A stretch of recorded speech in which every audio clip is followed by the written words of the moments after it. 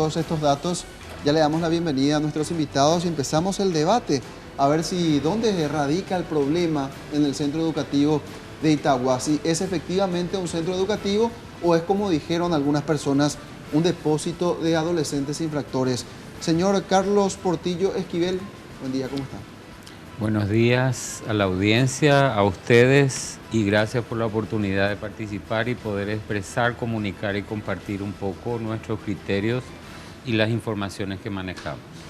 ¿Qué maneja con respecto a esta situación y qué es lo que dicen los antecedentes del Primero, centro educativo? el mecanismo es creado en instancias de una ley de las Naciones Unidas que el Estado de Paraguay adoptó, y nuestra misión es poner en vigencia los principios, leyes, normativas relativas a los derechos humanos, y en particular en esta situación en relación a las personas que son, en el lenguaje anterior, menores de edad, y en el lenguaje actual, niñas, niños y adolescentes que están en condiciones de encierro o privados de libertad. Por lo general participamos en varias visitas que hemos hecho al centro educativo, donde tenemos en cuenta toda la cuestión de la aplicación del Código de la Niñez, principios y leyes constitucionales, y también el contenido de la sentencia internacional. En particular, esta fuga y en general las fugas, existen situaciones donde las fugas están basadas o las causas o con causas que concurren para que se produzca este tipo de hechos tienen poco que ver con el cumplimiento o el incumplimiento de nuestras recomendaciones. Nuestras recomendaciones van orientadas hacia prevenir situaciones que vulneran o se convierten en tortura o tratos crueles, inhumanos o degradantes, o condiciones que propician y hacen favorable. Acá también, de acuerdo a los informes que nosotros hicimos públicos, hay responsabilidades compartidas, no solamente por los órganos de seguridad, llámese policía, guardias o la administración de los mismos centros educativos, como es el caso de la dependencia del Ministerio de Justicia. En estas circunstancias creo que tiene que ver con una cuestión de oportunismo, tal como afirmó el director del Ministerio de Justicia, que está encargado de los centros educativos, el doctor Orlando Castillo. Hay una cuestión que tiene que ver con una superpoblación que hace inmanejable una población que está sobrepasando. Las cifras actualizadas que nosotros manejamos es de 180 internos, de los cuales 164 estaban procesados y apenas 16 están condenados. Eso habla de una moratoria de los procedimientos judiciales, permanencias por más tiempo en los centros educativos, en las instituciones encargadas, habla de una población mucho más difícil de manejar. Pero también habla, en cierta manera, de que muchas veces las limitaciones, por no decir carencias presupuestarias, para las medidas socioeducativas, que es el principio orientador esencial que proponemos, como por ejemplo cursos de capacitación, un sistema docente que esté equiparable a una educación comparable al mundo de afuera, que no sea un tipo de educación diferenciada, mucho más limitada en el interior de las instituciones que tienen personas privadas de libertad. Cursos que estén adecuados a una orientación vocacional donde al salir puedan tener una inserción laboral. ¿No se da eso? ¿Perdón? O sea, tenemos entendido que ellos tienen esa posibilidad de ir estudiando ciertas profesiones en el centro educativo. Reconocemos y nos consta de que hay auténticos esfuerzos por parte de las autoridades administrativas. Por ejemplo, en el tema de estudios o cursos de mecánica de motos. Eso tenemos esa información. Lo que sucede es que hay esfuerzos legítimos y genuinos, pero nunca alcanza, porque ese tipo de cursos requiere también dedicación, requiere financiamiento, requiere una serie de cosas que tienen que ver también con el nivel de alcance a la población en general. Permítame, señor Carlos, ¿y cuál es la visión que tienen ustedes de la Secretaría de la Niñez? Bueno, muy buenos días. En primer lugar, soy director de Derechos Humanos de la Secretaría de la Niñez y Adolescencia. Dentro de ese ámbito, nosotros hemos tomado la coordinación de una comisión interinstitucional de visita y monitoría de centros educativos. Hay que hacer una clarificación de conceptos porque no es lo mismo una correccional que un centro educativo. Sí, sí, sí. Nosotros, a partir de la incorporación a nuestro ordenamiento jurídico de la Convención de los Derechos del Niño, hemos cambiado la óptica en todo sentido y en todo lo que se relacione con niñez. Deja de ser un sujeto para ser un objeto de derechos. Y en cuanto a la situación planteada, estamos dentro de una situación de uso excesivo de medidas de prisión preventiva en contravención a estos principios y al Código de la Niñez. Una cuestión que queda como mero concepto a juzgar Claro. por las estadísticas. Bien Pero- por el plan, pero en la ejecución sigue siendo un correccional. Exactamente. Para que llegue a ser un centro educativo, obviamente, como menciona el compañero Portillo, debemos tener en cuenta de que hace falta inversión en infraestructura, en educadores, porque no son los internos, los guardias no están permitidos tener guardias como una penitenciaría. El proceso al cual están sometidos los adolescentes es muy distinto al proceso ordinario. Las garantías son mayores y dentro de las circunstancias ya inevitables de tener que privarle de su libertad, como estaba mencionando, no deben perder su educación, oficios, arraigo, alimentos, una serie de factores de que debe reunir el... Ahora, pero ¿por qué no cumple su rol? O sea, ¿dónde está el problema? Porque si seguimos de esta forma de ser correccional de menores, va a convertirse otra vez en una penitenciaría, es decir, tipo, vamos a terminar otra vez siendo Pachito López. Es que es en la realidad, es decir, es aceptable esa expresión, pero lo que debemos de determinar es cuáles son las causas concurrentes y cuáles son las responsabilidades. Ella es la que dice el doctor Vázquez, de que se recurre a la prisión preventiva como primera y única medida. No se aplican medidas alternativas o sustitutivas a la cuestión de la privación de la libertad de entrada. No solamente, y yo creo que aunque los códigos, las leyes establezcan la excepcionalidad de la prisión preventiva. Ahora, no, creo que debemos de tener en cuenta también el mundo de afuera antes de ingresar al circuito, desde la detención, desde el momento en que se comete un hecho claramente calificado como un hecho reprochable o punible, cuáles son los pasos y cuáles son las posibilidades. La inexistencia, así como suena, de un programa educativo alternativo en un sistema abierto hace que el modelo hegemónico sea el modelo del encierro de entrada, porque no existen instancias abiertas o semiabiertas. Se supone que el Estado debe tener un plan sobre reformatorio. ¿Cuánto se ha invertido en los últimos 10 años, luego del fallo de la Corte Interamericana de Derechos Humanos en el 2001 o en el 2002, si mal no recuerdo? La sentencia tiene un contenido esencialmente de medidas justamente que tienen que ver con medidas socioeducativas y medidas de rehabilitación. Es lo que dentro del concepto de reparación de derechos humanos se habla de medidas reparadoras, indemnizatorias, de rehabilitación, de satisfacción y de garantías de no repetición. Y lo que se privilegia frecuentemente es solamente las medidas indemnizatorias en términos de un pago de dinero a las personas que resultaron, llamémosle, victimizadas o afectadas por el caso del Panchito López, pero contiene medidas genéricas de los programas educativos, de la cuestión de usar la privación de libertad como última ratio, como dicen los abogados, como última razón y todo lo demás. Eso no se cumple, prácticamente no se cumple dentro del contenido de la sentencia, más allá, insisto, de los esfuerzos que se están haciendo. Eso tiene que ver porque ¿cómo se implementa eso? Tienen que destinarse partidas presupuestarias y tiene que integrarse dentro del sistema socioeducativo equipos multidisciplinarios que incluyen psicólogos, maestros, docentes, que estén dedicados y también que puedan técnicamente estar capacitados y sean pagados. ¿Qué hacen Aparte desde de la Secretaría Perdón. Nacional de la Niñez y Adolescencia? Porque aquí hay datos que pueden resultar muy abrumadores y alarmantes. Sabemos que por costumbre en los últimos tiempos los jueces penales hasta jueces de la niñez, han optado por poner en práctica la aplicación del derecho basamentado en un criterio de interés social. Hay una fuerte presión de la gente porque personas presuntamente vinculadas a hechos punibles tengan que estar privadas de su libertad.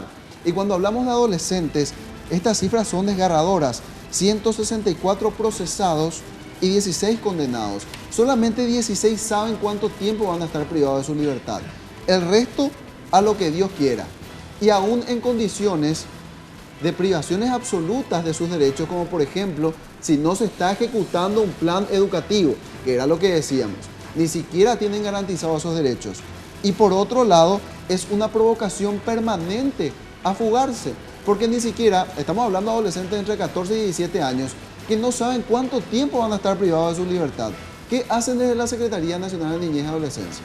Bueno, como mencioné anteriormente, nosotros tomamos la coordinación de una comisión de visita interinstitucional, integrada por prácticamente todas las otras dependencias estatales y ministerios, y también integrado por organizaciones civiles, ONGs. ¿Cuál es la función de esa comisión? La función de esa comisión justamente es visitar, monitorear las instalaciones, si están o no conforme a los estamentos legales que exige nuestro Código de la Niñez. ¿Y llegaron a alguna conclusión, hicieron alguna recomendación? Bueno, porque los resultados están a la vista. Justamente la situación concreta es que una vez recabado el diagnóstico, se insiste ante las autoridades competentes, si el problema es salud, si el problema es más personal especializado, si el problema es alimentación, si el problema es la justicia. En este caso, por ejemplo, para que esa situación concreta que acabas de manifestar, más bien es una competencia del Poder Judicial. Se debe determinar de una vez por todas un presupuesto para cerrar el círculo de la justicia especializada, que aún tampoco está cerrado en el círculo, en el sentido de que no hay jueces penales de la niñez, y aunque haya jueces de la niñez, no están mentalizados para aplicar, no son especialistas en el tema como para poder manejar esta circunstancia, y se manejan más bien con criterios del proceso ordinario común. Entonces, la circunstancia, esa es una de las falencias que nosotros estamos atacando constantemente, en el sentido, como ya mencioné al principio, de llegar a decretar la prisión preventiva sin haber superado el filtro muy, vamos a decir, variado que establece el Código de la Niñez en el libro 5 a los efectos de evitar llegar a privar de libertad a un adolescente. Están las medidas socioeducativas, están las medidas correctivas, una serie de factores, y excepcional y como última ratio, como dice el doctor Portillo, se debe aplicar la prisión preventiva. Ahora, doctor, el problema es mucho más complejo por lo que estamos entendiendo. Primeramente, uno dice, ¿dónde está el problema? ¿Está en el lugar? ¿No es el lugar adecuado? ¿Está en el sistema de seguridad? Pero aviación es un conjunto de cosas, es decir, no solamente el lugar, no solamente el sistema, sino ahí incluye todo el problema judicial, incluye también todo esto que tiene que ver... política. Una voluntad política. Para destinar mayor presupuesto. Totalmente. Acá se da, Dani, permitime, una tremenda contradicción, porque el sistema entiende que es mejor privarlos de su libertad a estos jóvenes para asegurar al resto de la ciudadanía, porque ellos son un problema y son un peligro. Sin embargo, no se dan las condiciones como para que ellos puedan estar privados de su libertad y posteriormente reinsertados a la sociedad. Y tenemos que el 40% de los chicos que están allí reincide. Y también tenemos que el 90% tiene problemas de drogas. Estamos básicamente materializando una fábrica de delincuentes y adictos a las drogas. Porque se supone que debería ser un instituto de reeducación. Exacto. Hoy eso es una fábrica de personas con problemas sociales. Dos comentarios. Si quiere decir algo... Dos comentarios breves. En primer lugar, nosotros estamos trabajando conjuntamente en una actitud dialogante con todas las instancias estatales, incluso del sector privado, si tiene alguna posibilidad de apoyar un programa de educación, de enseñarles un oficio, ¿por qué no? Digamos, el aspecto favorable que al mecanismo le otorga la ley es la independencia y la autonomía en cuanto a su posición, que es un principio sagrado de Naciones Unidas. Eso hace que trabajemos conjuntamente con la Secretaría de la Niñez y compartamos. Podemos tener discrepancias y podemos señalar también aquellas cosas que están mal hechas, que es nuestra misión esencialmente. En segundo lugar, como con causa, como le llamamos, decimos como causa que también favorece, está el tema del uso de sustancias, en el sentido clásicamente conocido como adicciones, ¿verdad? Que tiene que ver con el mundo de afuera, donde ese hábito es cada vez más difundido, y en segundo lugar, el que no es usuario de sustancias o no es adicto afuera, se vuelve adicto adentro, sí, porque hay una disponibilidad, tiene que ver con la disponibilidad y el manejo de la abstinencia, porque además ahora entramos en el uso de sustancias, o llamémosle, entendamos como adicciones cada vez más riesgosas, en términos del daño que causan y en términos del cambio del comportamiento. El crack es una sustancia que induce a comportamientos mucho más violentos que otras sustancias, por ejemplo. Hay violencia y la abstinencia es mucho más difícil de manejar, porque el que entra en un cuadro de abstinencia al crack tiene un comportamiento mucho más violento. ¿Cuántos de estos chicos consumen crack? Y casi, eso es aventurar una cifra, porque eso requiere, como yo suelo decir, requiere hacer un dosaje, análisis, ver quién tiene sustancia en el cuerpo, pero toda una serie de cosas. Pero la gran mayoría. Yo recuerdo cuando le pregunté a uno de los responsables del Centro Educativo de Itagua el tema de control de drogas dentro de este correccional, y me decían, es imposible atajar, porque si nosotros logramos, o por lo menos controlar, un 70%, estos van a incendiar absolutamente todo. Si bien se puede controlar, frenar, no podés de la noche a la mañana prohibir terminantemente, porque de lo contrario, estos van a incendiar. No, es importante aclarar que justamente el centro educativo no es el lugar apropiado para las personas con adicción. Como se suele decir, estamos nosotros penalizando una enfermedad, una adicción. Lo que hace falta son los centros, tenemos que darle también las herramientas a los jueces, a los que van a impartir la justicia y van a determinar que esos esos adolescentes van a tener que ser derivados a esos centros educativos, la posibilidad de que tengan lugares alternativos, los lugares alternativos que no son lugares de privación de libertad. Justamente la carencia de esos centros es lo que generalmente, y la falta de arraigo y otras circunstancias que personas que se hagan responsables, también la figura del asesor de pruebas, que puede ser una figura importante que no se está aplicando como corresponde y en su debida, no se le está dando la debida importancia. Esas son las circunstancias que harían que esto realmente no se llegue a esta situación. ¿Y de quién depende eso, don Vázquez? Hay jueces, hay juzgados que son la excepción, que están utilizando medidas previas a la privación de libertad, que mandan, por ejemplo, un caso, aunque haya sospecha o hayan indicios o hayan elementos probatorios de haber incurrido en un acto punible, mandan inicialmente. En general, los centros de rehabilitación están administrados por comunidades religiosas, esa es una realidad, y mandan previamente, pero son tribunales que están en la competencia de niños, niñas y adolescentes, que son la excepción. La mayoría envía ya de entrada a la cuestión, y donde no manejan la abstinencia, no hay equipos que puedan manejar la abstinencia.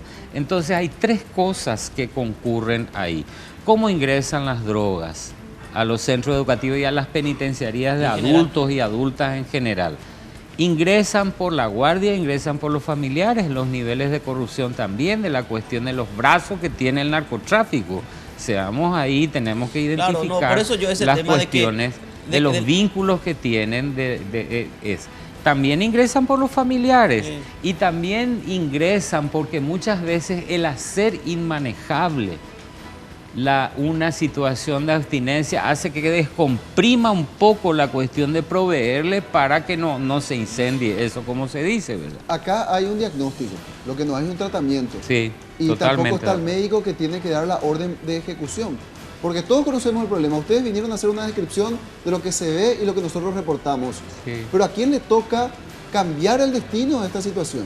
Y todos somos corresponsables. Pero Nosotros tiene que tampoco haber alguien esquivamos. que firma, porque Más también directamente. hay una representación y alguien tiene o ostenta el poder y tiene esa facultad de tomar esa decisión. ¿Quién es esa persona? ¿Y qué es lo que falta para que se tome la decisión? Pero también por eso decía la oportunidad. Es importante crear una opinión pública que favorezca, que opine de que esto es necesario.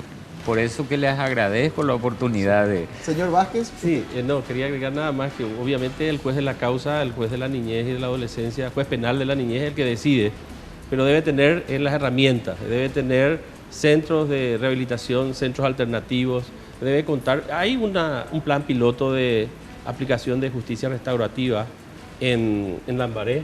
Sí. El doctor Portillo conoce.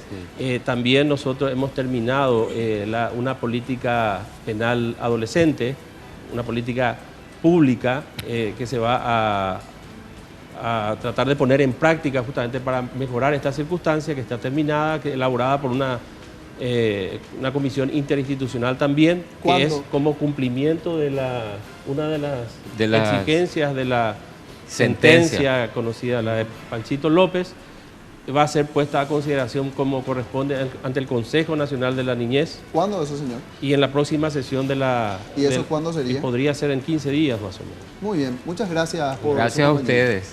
Gracias por estos datos también para permitirnos entender un problema grande realmente y que no solamente pasa por la cuestión anecdótica de que se escaparon los internos del correccional, sino es un problema mucho más profundo. Y lo otro también, Roberto, que tiene que ver precisamente con la responsabilidad que debe también asumir el Ministerio de Justicia en todo esto, ¿verdad? Es decir, el Ministerio de Justicia tiene un papel importantísimo, primordial, para poder buscar alguna alternativa también de salida a este conflicto que se va agravando en el Centro Educativo Itagua, por lo que acabamos de escuchar, por todo lo que dijeron nuestros entrevistados y que también es de público conocimiento, la falta de apoyo, el Centro Educativo Itagua que se creó precisamente para descomprimir todo aquello tan cerrado que era el Panchito López.